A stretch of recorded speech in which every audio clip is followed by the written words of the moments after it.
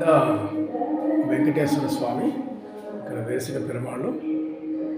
ఇది స్వామివారి యొక్క ఇక్కడ స్వామివారు వెలిశారు. నరసింహస్వామి రూపంలో వెంకటేశ్వర స్వామి అవతరించారు. భూదేవి సమేత శ్రీ వెంకటేశ్వర స్వామి. తుమ్ముకుట్ట జయ శ్రీమన్నారాయణ. నారాయణ దివ్య ప్రబంధ పాలన ఈరోజు 5వ రోజు. ఆరాధన చేసిన చెప్తాను చేసిన